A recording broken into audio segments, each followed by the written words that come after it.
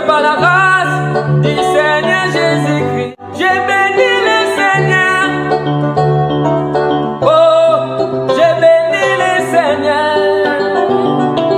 Oh, moi j'ai béni le Seigneur. Oh, j'ai béni le Seigneur.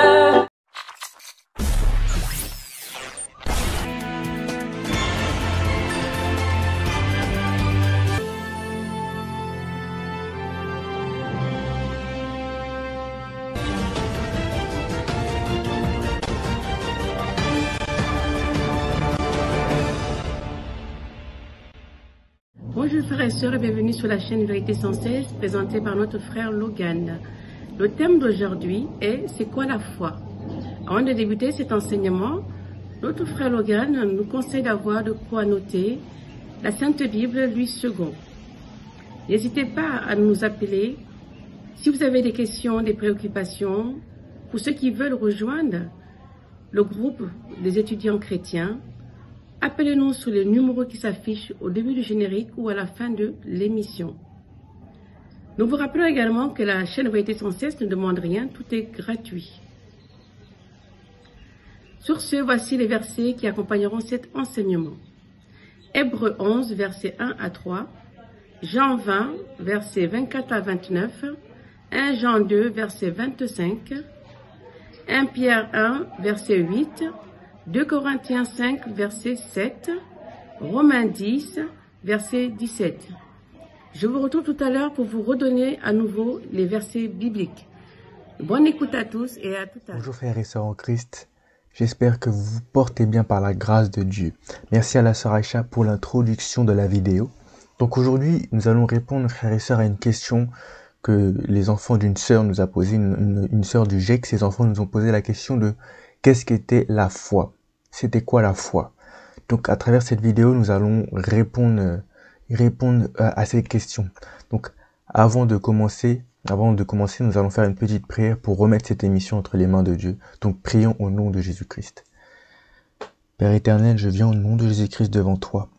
Seigneur, je viens remettre cette émission entre tes mains, que tu puisses guider mes paroles, que tu puisses édifier ton peuple à travers cette prédication, Seigneur Jésus-Christ. Oh oui, au nom de Jésus-Christ, oui, je remets toutes choses entre tes mains, Seigneur Jésus, que tu puisses toucher et disposer les cœurs, Seigneur Jésus, des personnes qui vont regarder cette vidéo, qu'ils puissent comprendre, qu'ils puissent avoir de nouvelles connaissances, qu'ils puissent grandir à travers cette prédication, Seigneur. Seigneur, merci encore de nous permettre de faire des prédications, d'annoncer ta parole, Seigneur Jésus-Christ. Alors je remets cette émission entre tes mains, que tu puisses nous remplir de l'Esprit Saint en cet instant, Seigneur Jésus-Christ. Bénis, protège et garde, Seigneur Jésus, ton peuple. J'ai ainsi prié au nom de Jésus-Christ et je dis Amen. Amen, Amen, Amen. Donc nous allons répondre à la question de la sœur, de ses enfants. C'est quoi la foi? Donc la vidéo sera en plusieurs étapes. Je vais commencer par répondre premièrement à la question simplement. Et ensuite, je viendrai plus tard avec des versets.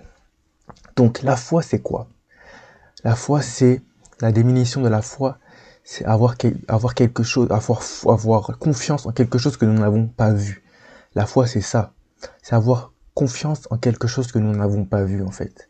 C'est que vous avez reçu des paroles, on vous a dit quelque chose, mais même si vous n'avez pas vu, vous faites confiance à cette personne, vous faites confiance à cette personne-là et vous croyez que c'est vrai. Vous croyez que c'est vrai. Je vais prendre quelques exemples. Je vais prendre un exemple d'une personne qui pourrait vous dire, une personne proche qui pourrait vous dire, un tel jour, nous allons partir dans un pays. Nous allons partir dans un endroit, tu vas voir, il va te dire que c'est magnifique, c'est beau. Il va te dire ça. Il va te dire, on va partir dans quelques temps, dans un mois. Donc toi, tu ne sais pas à quel moment tu vas partir. Je ne sais pas à quel moment vous allez aller à cet endroit-là, mais comme tu fais confiance à cette personne, tu fais confiance à ses paroles, à la parole qu'elle te l'a dit, car elle t'a dit ces paroles-là, eh bien tu auras foi. En fait, là, tu vas mettre en action la foi, en fait. Tu auras foi en cette personne-là, c'est-à-dire que tu auras confiance en ces paroles-là. Et jusqu'à ce que tu partes à cet endroit-là. Tu auras foi jusqu'à ce que tu partes à cet endroit-là. Et une fois arrivé là, ta foi sera accomplie, car tu auras cru que tu avais cru et tu as eu foi jusqu'au moment où c'est arrivé. Eh bien, la foi, c'est ça, c'est quelque chose de très simple. C'est quelque chose que avoir confiance en des paroles d'une personne, avoir confiance de ce que la personne a dit va arriver et que nous allons mettre en action. C'est ça la foi. Pour faire simple, c'est ça la foi. Donc selon la parole de Dieu, la foi, c'est par rapport à sa parole justement, à la Bible. Nous avons cette foi, nous, chrétiens, par rapport à ce qui est écrit dans la Bible. Car il nous a fait beaucoup de promesses à travers la parole. C'est à travers sa parole qu'il nous a parlé, à travers ce testament-là. Et c'est par ce testament-là que nous avons cette foi-là, que nous avons confiance à la parole de Dieu, que nous avons confiance à ceux qui ont écrit, qui ont été inspirés de Dieu. Et nous avons confiance car nous savons que c'est la parole de Dieu. Et nous faisons confiance à Dieu. Et nous savons que ce qu'il a dit va arriver. C'est ça en fait. C'est quelque chose de très simple, la foi, c'est d'avoir foi, c'est d'avoir confiance. Confiance fermement à cette personne-là. Donc maintenant que j'ai répondu simplement à cette question, je vais aller plus avec les versets. Donc on va prendre le premier verset dans Hébreux 11, versets 1 à 3. Qu'est-ce qui nous est dit là-bas? La foi est une façon de posséder ce qu'on espère. C'est un moyen d'être sûr des réalités qu'on ne voit pas. C'est parce qu'ils ont eu cette foi que les hommes des temps passés ont été approuvés par Dieu. Par la foi, nous comprenons que l'univers a été harmonieusement organisé par la parole de Dieu et qu'ainsi le monde visible tire son origine du visible. Amen. On va prendre verset par verset. Premier verset. La foi est une façon de posséder ce qu'on espère. C'est un moyen d'être sûr des réalités qu'on ne voit pas. La foi, c'est l'espérance, frères et sœurs.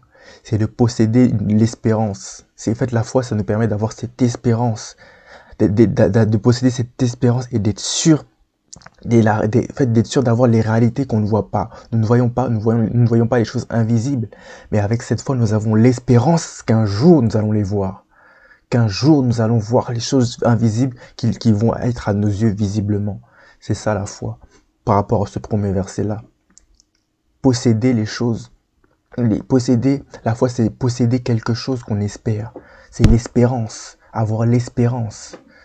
L'espérance, c'est ça.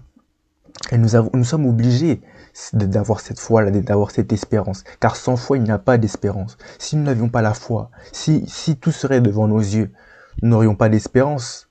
Car nous connaîtrions tout, nous aurions tout vu. Mais parce que nous n'avons pas vu beaucoup de choses invisibles, alors nous avons cette foi-là.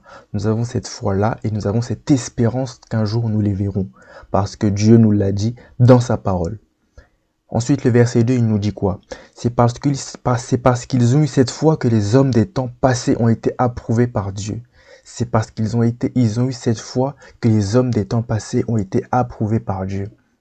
Donc là, à travers la Bible, il y a beaucoup d'exemples. Beaucoup d'exemples de la foi des hommes de Dieu à travers la parole. Dans le chapitre de Hébreux 11, que là on lit le verset 1 à 3, vous pouvez lire du verset 1 à 40, il parle vraiment que de la foi et il parle de tous les exemples de chacune et chacun des personnes qui ont eu la foi en Dieu et qui ont été approuvées par lui. Sans foi, nous ne pouvons pas être approuvés par Dieu, car c'est par la foi justement que nous sommes sauvés. C'est par la foi que Dieu vient nous sauver et c'est par la foi là qu'il nous approuve. Et c'est Dieu aussi qui nous donne cette foi-là.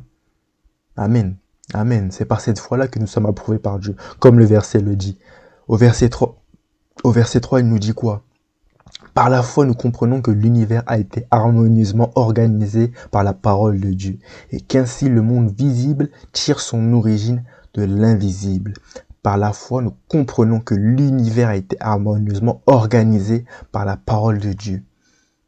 Tout ce que nous voyons autour de nous, les arbres, la terre, l'eau, tout ça c'est écrit dans la parole de Dieu, dans Genèse.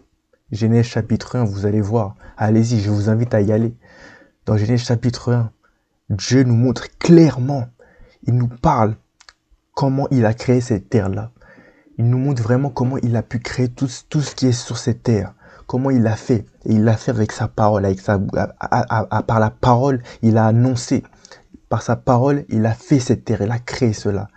Et nous comprenons, comme il a écrit ça dans Genèse, nous voyons vraiment que c'est vrai en fait. Parce que c'est écrit et nous voyons tout ce qui est autour de nous.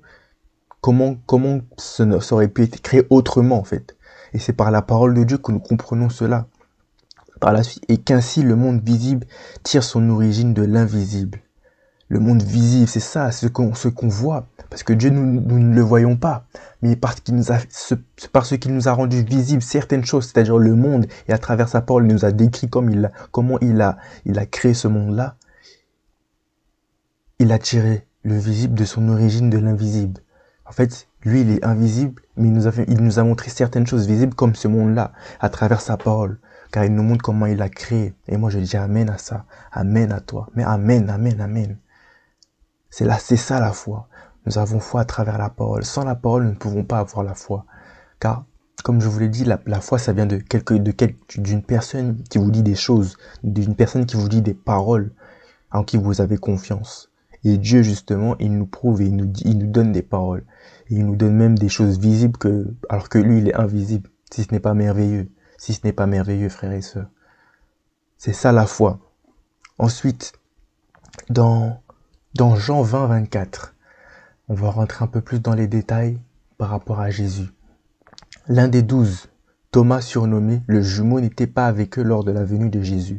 Donc là, je vais aller verset par verset. C'était quand Jésus était mort et il avait ressuscité le 3e jour. Et il avait rencontré les 12, mais Thomas n'était pas parmi eux. Donc Thomas, qu'est-ce qu'il dit? Enfin, les disciples, qu'est-ce qu'ils disent à Thomas? Les autres disciples lui dirent: nous avons vu le Seigneur, mais il leur répondit: si je ne vois pas la marque des clous dans ses mains, si je ne mets pas mon doigt à la place des clous, et si je ne mets pas la main dans son côté, je ne croirai pas. Thomas était un homme qui voulait voir pour croire. Il était obligé de voir pour croire. Ça, ce n'est pas la foi, justement. Car la foi ne marche pas par la vue. La foi, ce n'est pas quelque chose parce que nous l'avons vu, donc nous croyons. Non, la foi, au contraire, c'est quelque chose que nous n'avons pas vu. C'est quelque chose qui est invisible et c'est par cela, parce que nous avons entendu les paroles, que nous croyons à cela. Donc là, les disciples disent qu'ils ont vu Jésus.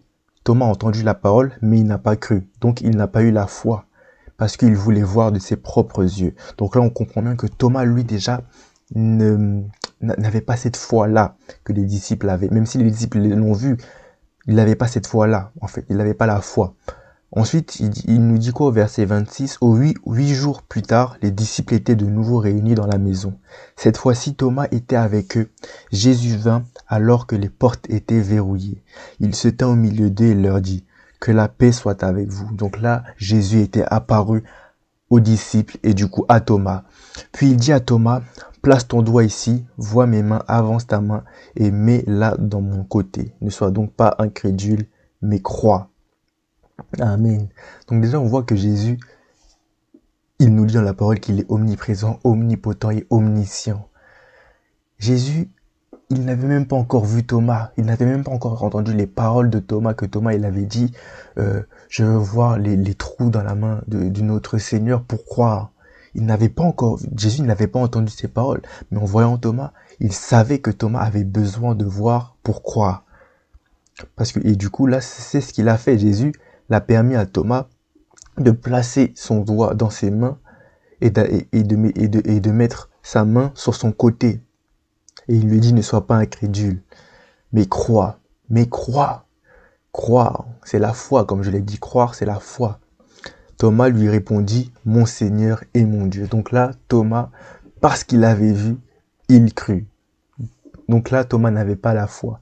N'avait pas la foi, comme je l'explique depuis le début. La foi, c'est avoir confiance en des paroles que quelqu'un vous annonce. C'est avoir foi, justement, à quelque chose que vous ne voyez pas et que vous savez, vous avez l'espérance qu'un jour vous allez le voir. Par la suite, notre Seigneur Jésus dit à Thomas: parce que tu m'as vu, tu crois. Lui dit Jésus: heureux ceux qui croient sans avoir vu. Heureux ceux qui croient sans avoir vu. Car c'est ça. Nous, chrétiens, enfants de Dieu, nous ne marchons pas par la vue. Nous marchons par la foi. Nous marchons par l'espérance. Nous marchons par cette foi et par cette foi, nous avons l'espérance qu'un jour, nous allons voir de nos propres yeux notre Seigneur. Et je le crois. Je le crois et je dis Amen. Je dis Alléluia à ça. Que nous allons voir notre Seigneur Jésus-Christ visiblement. Mais nous ne l'avons pas encore vu. Mais nous avons cette foi-là. Donc c'est ça vraiment la foi. C'est devoir vraiment faire confiance. Car là, Jésus nous dit: heureux ceux qui croient sans avoir vu. Donc déjà, même là, à travers cette parole-là, nous ça nous donne encore plus la foi, car il nous parle directement à nous, en fait, en nous disant cette parole-là. Heureux ceux qui croient sans avoir vu. Nous, là, les disciples qui étaient là, eux, ils avaient vu. Mais là, en fait, Jésus nous parle à nous. Nous qui n'avons pas encore, qui ne l'avons pas encore vu, il nous dit d'être heureux, car nous avons cette foi et nous croyons. Nous croyons. Alors qu'il faut savoir que certaines personnes avaient vu Jésus, mais ils ne croyaient même pas en lui. Et nous ne le voyons même pas, mais nous avons tellement une confiance en Dieu que nous croyons qu'il est vivant et que nous croyons qu'il va venir nous chercher bientôt. Alléluia. Nous allons prendre un autre verset. Ce qui nous dit dans 1 Pierre 1,8, il nous dit ceci: vous ne l'avez pas vu, mais vous l'aimez. Maintenant, même vous ne le voyez pas, mais vous mettez votre foi en lui et vous êtes transportés d'une joie indicible et glorieuse. Vous ne l'avez pas vu, mais vous l'aimez. Nous ne l'avons pas vu, mais nous l'aimons. Nous l'aimons pourquoi? À travers sa parole. Nous l'aimons à travers cette parole qui nous a donné. Cette parole incroyable qu'il nous a donné, nous le croyons. Pourquoi? Et maintenant, même vous ne le voyez pas, mais vous mettez votre foi en lui et vous êtes transportés d'une joie indicible et glorieuse.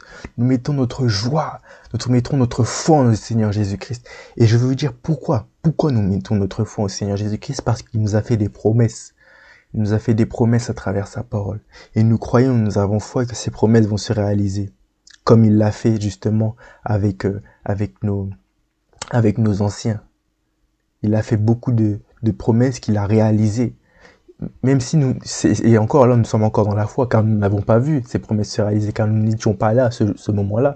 Mais parce que c'est écrit dans la Bible, nous croyons, nous avons foi.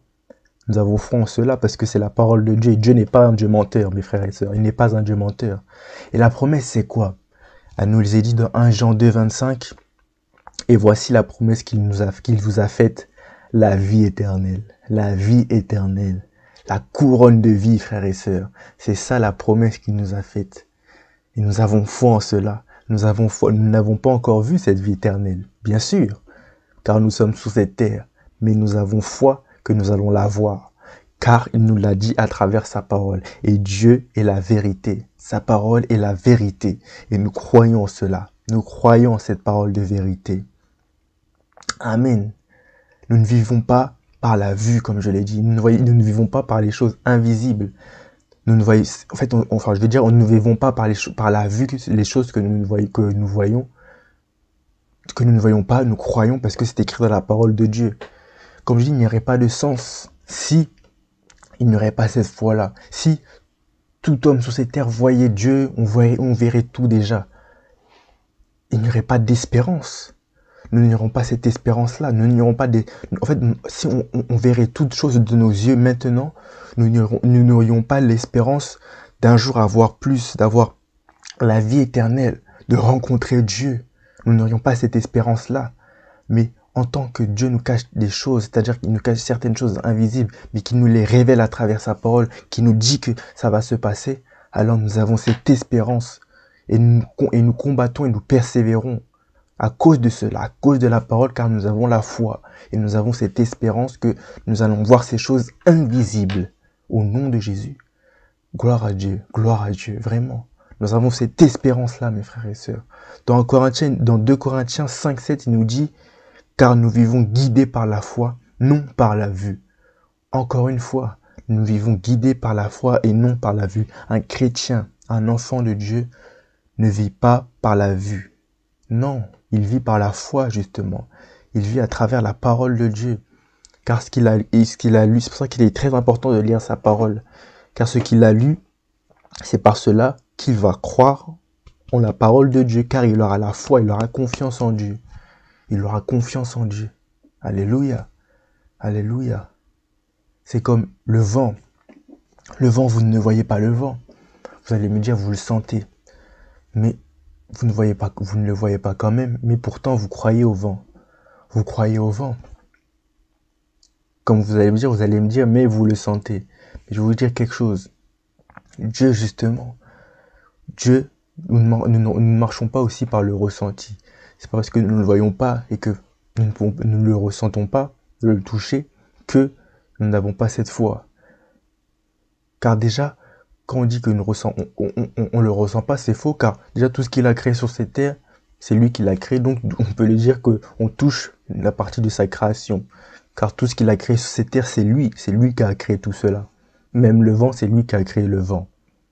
Donc, il ne suffit pas de voir juste pourquoi. Non, ne faites pas comme Thomas, ne soyez pas comme Thomas, mais vivez par la foi. Vivez, lisez votre Bible, et vous aurez cette foi en Jésus-Christ. Vous aurez cette foi en Jésus-Christ de croire qu'il est vivant et qu'il est vrai et qu'il est le Dieu de la vérité. Mes frères et sœurs, marchez par la foi. Marchez par la foi. C'est en marchant par la foi que notre vie chrétienne prend tout son sens. Marcher par la foi veut dire s'attendre à Dieu en toutes choses et vivre de plus en plus en dépendance de ses provisions. Marcher avec Dieu, comme je l'ai dit dans Hébreux 11, c'est une ferme assurance des choses qu'on espère, une démonstration de celles qu'on ne voit pas. Il faut marcher par la foi. Il ne faut pas seulement justement aller à l'église le dimanche et la semaine. En fait, vous croyez juste en dimanche, vous croyez en Dieu juste le dimanche et la semaine, vous n'y intéressez pas. Non, Dieu c'est tous les jours. C'est tous les jours, c'est ça la foi. Marcher dans la foi. La foi, il faut la vivre en fait. Il faut vivre cette foi et c'est à travers la parole que nous comprenons comment il faut vivre par la foi. Et comment nous comprenons comment il faut vivre par cette foi-là. Donc, comme je l'ai dit, Dieu, ce n'est pas un Dieu menteur. C'est pour cela que nous avons confiance en Dieu et que nous croyons qui il est. Que nous croyons ce qui est écrit dans sa parole et que nous avons foi en cela. Il y a beaucoup de personnes. La foi, justement, ce n'est pas forcément, quand je dis ce n'est pas forcément, ce n'est pas que croire en Dieu. Là, je parle de la définition de la foi. C'est justement croire, en fait, à une personne qui vous dit quelque chose.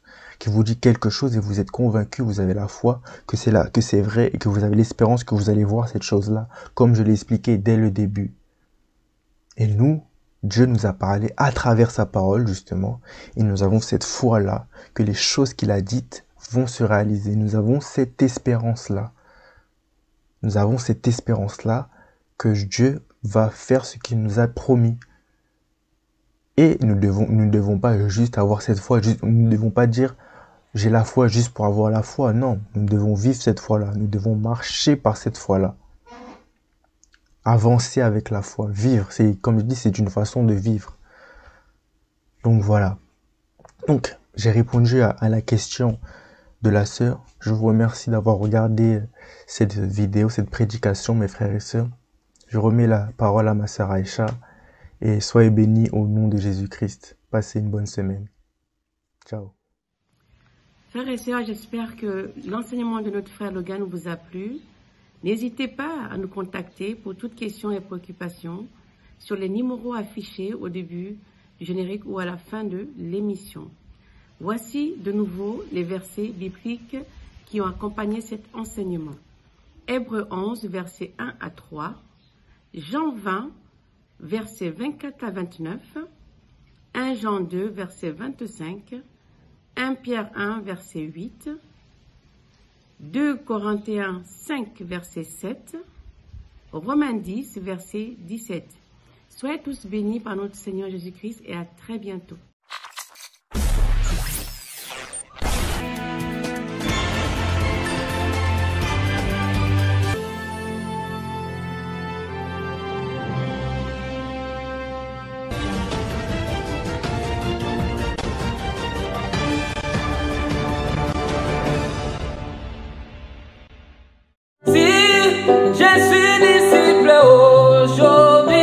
C'est par la grâce du Seigneur Jésus-Christ.